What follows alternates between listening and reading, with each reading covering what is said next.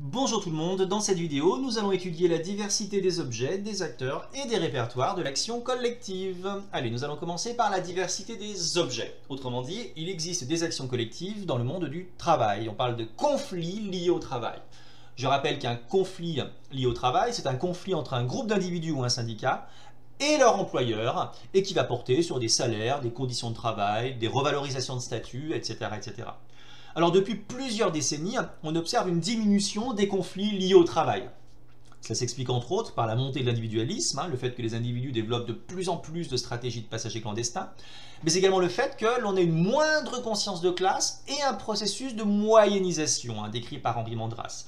Classiquement, les conflits liés au travail faisaient intervenir des personnes ouvrières, on avait une vaste classe ouvrière, or on a eu un éclatement de cette classe ouvrière, on a eu une diminution du sentiment d'appartenance à cette classe. A contrario, on a eu l'émergence d'une vaste classe moyenne, où les individus d'ailleurs ne savent pas trop se positionner, donc à défaut ils te disent qu'ils font partie de la classe moyenne.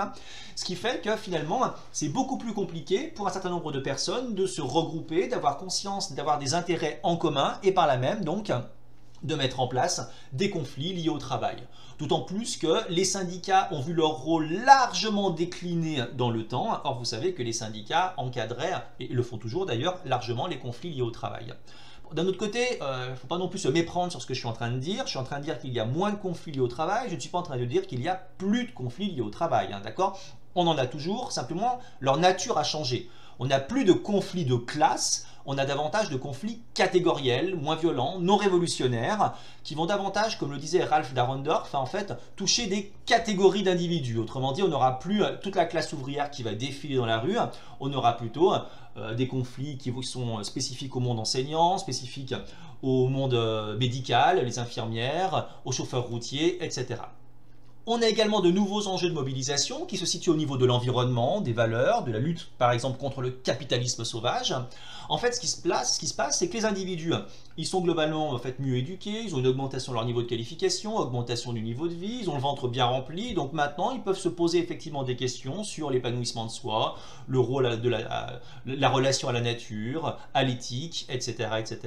Et on a également des luttes dites minoritaires qui correspondent à des actions collectives menées par des groupes minoritaires qui vont chercher une reconnaissance de leur identité ou une extension de leurs droits afin de lutter contre ce qu'ils estiment être des discriminations et de faire évoluer la législation, bien évidemment, dans un sens qui leur sera favorable. On pense à des luttes minoritaires, par exemple, au niveau ethnique, avec BLM, Black Lives Matter, ou au niveau sexuel, également, toutes les revendications relatives à l'extension des droits des personnes homosexuelles.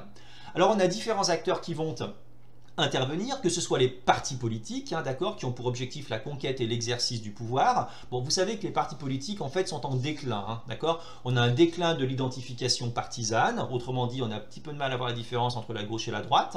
On va également avoir un déclin du militantisme affilié, le fait que l'on avait classiquement des hommes issus de partis populaires qui étaient dévoués corps et âme à leur parti politique, à leur syndicat, un militantisme vraiment super important. Bon, bah ça n'existe plus vraiment en réalité, d'accord. Puis on a l'impression que les partis politiques sont un peu éloignés de la réalité aussi.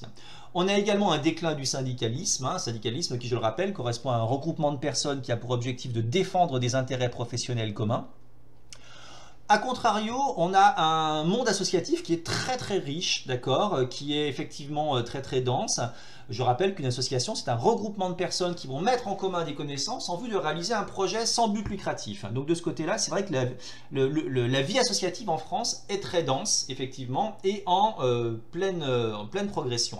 Enfin, on a également des groupements qui correspondent à des groupes de personnes qui sont moins structurés qu'une association et qui vont défendre certaines causes. Alors c'est vrai que leur mode de fonctionnement est... il est assez étrange dans la mesure où il est beaucoup moins structuré, par exemple, que des partis politiques, des syndicats ou des associations. Comme exemple classique, on donne le mouvement des Gilets jaunes, en fait. Vous savez, on ne sait pas vraiment qui est à la tête, on a des pseudo-leaders autoproclamés. Et on termine avec la diversité des répertoires de l'action collective. Autrement dit, on va se poser la question de savoir quel moyen de pression on va pouvoir utiliser. D'accord? Bien évidemment, le répertoire des actions collectives va dépendre de l'époque. S'il n'y a pas Internet, ça sera compliqué de faire des pétitions en ligne. De la culture singulière du groupe activiste. Vous avez des groupes qui sont très virulents et d'autres qui sont plutôt zen. Et des interactions avec les forces répressives. Est-ce qu'on a le droit de manifester ou non?